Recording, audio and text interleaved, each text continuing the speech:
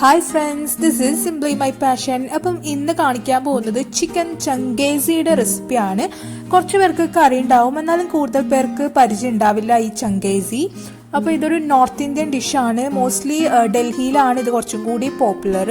അപ്പോൾ ഈ ഒരു ഡിഷ് നമ്മൾ ബട്ടർ ചിക്കനുമായിട്ട് സിമിലർ ആണ്, എന്നാലും കുറച്ച് ഡിഫറൻസ് ഉണ്ട്. ഫ്ലേവേഴ്സിൽ ചെറിയ ഡിഫറൻസ് ഉണ്ട്. പിന്നെ നമ്മൾ ഉണ്ടാക്കുന്ന മെത്തേഡ് ഡിഫറെൻ്റ് ആണ്. പിന്നെ ഈ ഒരു എന്താ പറയുക, ഇൻഗ്രീഡിയൻസിലും ചെറിയ ഡിഫറൻസ് ഉണ്ട്. അപ്പോൾ ഇതൊരു നല്ല ടേസ്റ്റുള്ള കറിയാട്ടോ. നമ്മുടെ എന്താ പറയുക, നാണിൻ്റെ കൂടെ, റൊട്ടിയുടെ കൂടെ, അതുപോലെ തന്നെ പൊറോട്ടയുടെ കൂടെ ഒക്കെ നല്ല കോമ്പിനേഷനായിട്ട് വരുന്ന കറിയാണ്. ഇത് തീരെ സ്പൈസി അല്ല, അതുകൊണ്ട് തന്നെ കുട്ടികൾക്കും നല്ലോണം ഇഷ്ടമാകുന്ന ഒരു കറിയാണ്. നല്ല റിച്ച് ക്രീമി ആയിട്ടുള്ള ഒരു കറിയാണ്. അപ്പോൾ നമുക്ക് ഈ ഒരു ചിക്കൻ ചങ്കേസി എങ്ങനെ തയ്യാറാക്കുന്നത് നോക്കാം. അപ്പോൾ അതിനായിട്ട് ഞാനിവിടെ 1/2 കിലോ ചിക്കനാണ് എടുത്തിട്ടുള്ളത്. അതിലേക്ക് 1/2 കപ്പ് നല്ല കട്ടിയുള്ള തൈര് ചേർത്ത് കൊടുക്കുക.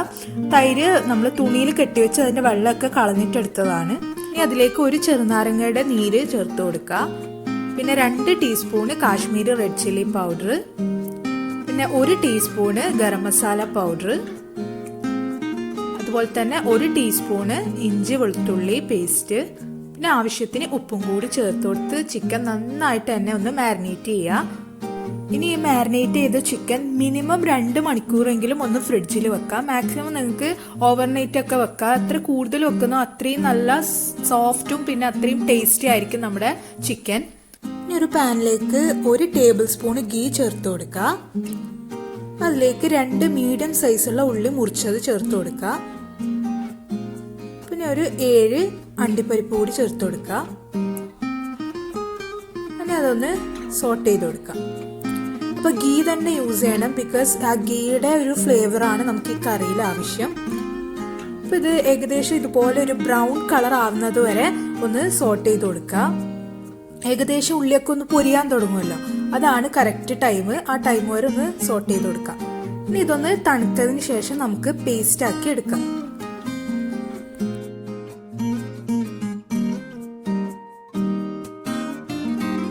നന്നായി അരച്ചിവിടെ പേസ്റ്റ് ആക്കി എടുത്തിട്ടുണ്ട്. അപ്പോൾ നമുക്ക് വേണമെങ്കിൽ കുറച്ച് വെള്ളം ചേർക്കാം, അത് പേസ്റ്റ് ആവുന്നില്ലെങ്കിൽ. ഇനി ഒരു പാനിലോട്ടേക്ക് കുറച്ച് സൺഫ്ലവർ ഓയിൽ ഒഴിച്ചു കൊടുക്കുക. എന്നിട്ട് ആ ചിക്കനൊക്കെ ഒന്ന് ഫ്രൈ ചെയ്തെടുക്കുക. ആ ചിക്കൻ ഒന്ന് ഫ്രൈ ആവാൻ വേണ്ടിയിട്ടുള്ള സൺഫ്ലവർ ഓയിൽ മാത്രം ചേർത്തെടുത്താൽ മതി, കുറച്ചേ വേണ്ടൂ. അപ്പം ഞാനിവിടെ ചിക്കൻ്റെ തൈ പീസാണ് എടുത്തിട്ടുള്ളത് കേട്ടോ. ബോൺലെസ് ഒന്നുമല്ല, എന്നാലും തടിക്കഷ്ണമാണ് എടുത്തിട്ടുള്ളത്. ഇങ്ങനെയുള്ള കറികൾ ഉണ്ടാക്കുമ്പോൾ തടിക്കഷ്ണമാണ് കുറച്ചും കൂടി ടേസ്റ്റ് ഉണ്ടാവുക. നമ്മളിത് മാരിനേറ്റ് ഒക്കെ ചെയ്ത് വെക്കുന്നതുകൊണ്ട് തന്നെ അത് നല്ല സോഫ്റ്റും ആവും, പിന്നെ നല്ല കഴിക്കാൻ നല്ല ടേസ്റ്റും ആയിരിക്കും കേട്ടോ. അപ്പം ഇതുപോലുള്ള തൈ പീസ് എടുക്കലാണ് കുറച്ചും കൂടി നല്ലത്. ഈ ടൈപ്പ് കറി നമ്മളിപ്പോൾ ബട്ടർ ചിക്കൻ, തിക്ക മസാല, ഇതിനൊക്കെ കുറച്ചും കൂടി നല്ലത് തടിക്കഷ്ണമാണ്. ഇനി വേറൊരു പാനിലോട്ടേക്ക് 1 ടേബിൾ സ്പൂണ് ഗീ ചേർത്ത് കൊടുക്കുക. പിന്നെ 1 ടേബിൾ സ്പൂണ് സൺഫ്ലവർ ഓയിലും കൂടി ചേർത്ത് കൊടുക്കുക. ഇനി 1 ടേബിൾ സ്പൂണ് ഇഞ്ചി വെളുത്തുള്ളി ചതച്ചത് ചേർത്ത് കൊടുത്തിട്ട് ഒന്ന് ജസ്റ്റ് സോട്ട് ചെയ്ത് കൊടുക്കുക. ആ ഒരു ഇഞ്ചിയും വെളുത്തുള്ളിയുടെ ഒക്കെ ഒരു സ്മെല്ല് പോകുന്നത് വരെ ഒന്ന് സോട്ട് ചെയ്ത് കൊടുക്കുക.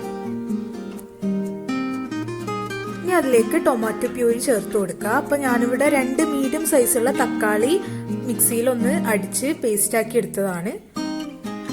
പിന്നെ അതും കൂടി ചേർത്ത് നന്നായിട്ട് തന്നെ ഒന്ന് ഇളക്കി കൊടുക്കുക. അപ്പം ആ ഒരു വെള്ളമൊക്കെ ഒന്ന് ചെറുങ്ങനെ വറ്റി ആ ഓയിൽ നമുക്ക് സെപ്പറേറ്റ് ആവാൻ തുടങ്ങുന്ന ടൈം വരെ അതൊന്ന് ഫ്ലെയിമിൽ വെച്ചിട്ടൊന്ന് കുക്ക് ചെയ്യാം. ഇനി അതിലേക്ക് 1 teaspoon Kashmiri red chilli powder, 1 teaspoon മല്ലിപ്പൊടി, 1 ടീസ്പൂണ് ഗരം മസാല പൊടിയും കൂടി ചേർത്തിട്ട് നന്നായിട്ട് തന്നെ ഒന്ന് സോട്ട് ചെയ്ത് കൊടുക്കുക. ആ പൊടികളുടെയൊക്കെ ഒരു പച്ചമണം മാറുന്നത് വരെ ഒന്ന് സോട്ട് ചെയ്യുക. ഇനി അതിലേക്ക് നമ്മൾ നേരത്തെ അരച്ചു വെച്ച ഉള്ളിയും അണ്ടിപ്പരിപ്പിൻ്റെയും പേസ്റ്റ് ഒന്ന് ചേർത്ത് കൊടുക്കാം. പിന്നെ ഒരു 1/2 കപ്പ് പാല് ചേർത്ത് കൊടുക്കുക. പിന്നെ ഒരു 1/4 കപ്പ് ഫ്രഷ് ക്രീം ചേർത്ത് കൊടുക്കാം. എന്നിട്ട് അത് നന്നായിട്ട് തന്നെ ഒന്ന് മിക്സ് ചെയ്യാം. ഇപ്പോൾ ഈ കറി ഉണ്ടാക്കുമ്പോൾ നിങ്ങൾ സാധാ മുളക് പൊടി യൂസ് ചെയ്യരുത്, കാശ്മീരി റെഡ് ചില്ലി പൗഡർ തന്നെ യൂസ് ചെയ്യുക. കാരണം അത് കളറും തരും, എന്നാൽ എരിവ് കുറവായിരിക്കും. നമ്മുടെ ഇങ്ങനെയുള്ള കറികളിലൊന്നും അത്ര എരിവ് ഉണ്ടാവില്ല, സ്പൈസിയേ ആയിരിക്കില്ല. അതുകൊണ്ട് തന്നെ നമ്മൾ കാശ്മീരി റെഡ് ചില്ലി പൗഡർ തന്നെ യൂസ് ചെയ്യണം. ഇനി അതിലേക്ക് നമ്മൾ ഫ്രൈ ചെയ്ത് വെച്ച ചിക്കൻ ഇട്ട് കൊടുക്കുക. അപ്പോൾ ചിക്കന് നല്ലോണം ഫ്രൈ ആവരുത് കേട്ടോ, ജസ്റ്റ് ഒരു പാർഷ്യൽ ഫ്രൈ മതി. അപ്പോൾ നമ്മളിവിടെ മീഡിയം ഫ്ലെയിമിൽ ഇട്ടിട്ടാട്ടോ ചിക്കൻ ഫ്രൈ ആക്കി എടുത്തിട്ടുള്ളത്. കാരണം എന്നാൽ മാത്രമേ ഉള്ളിൽ ശരിക്ക് അത് വെന്ത് കിട്ടുള്ളൂ. ഹൈ ഫ്ലെയിമിൽ ഇട്ടിട്ട് ചിക്കൻ ഫ്രൈ ആക്കരുത്. മീഡിയം ഫ്ലെയിമിൽ ഇട്ടിട്ട് പതുക്കെ അത് ഒരു പാർഷ്യൽ ഫ്രൈ ആവുന്നതുവരെ ഫ്രൈ ആക്കി എടുത്തതാണ്. അപ്പോൾ ആ ചിക്കനും ഗ്രേവിയായിട്ട് നന്നായിട്ട് മിക്സ് ആക്കിയിട്ടുണ്ട്. ഇനി അതിലേക്ക് നമുക്ക് ആവശ്യത്തിനുള്ള ഉപ്പ് ചേർത്ത് കൊടുക്കാം.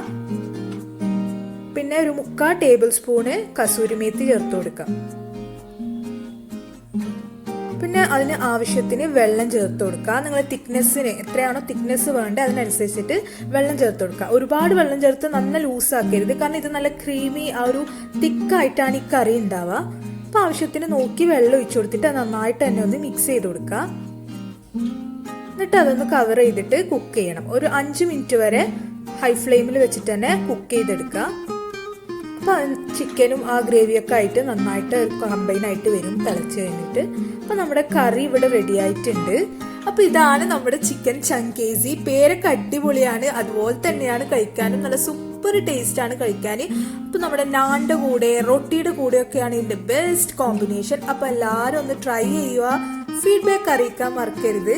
അപ്പോൾ വീഡിയോ ഇഷ്ടമായെങ്കിൽ ലൈക്ക് ചെയ്യുക, ഷെയർ ചെയ്യുക. ഇനിയൊരു പുതിയൊരു വീഡിയോ ആയിട്ട് കാണുന്നത് വരെ ടേക്ക് കെയർ, ബൈ ബൈ.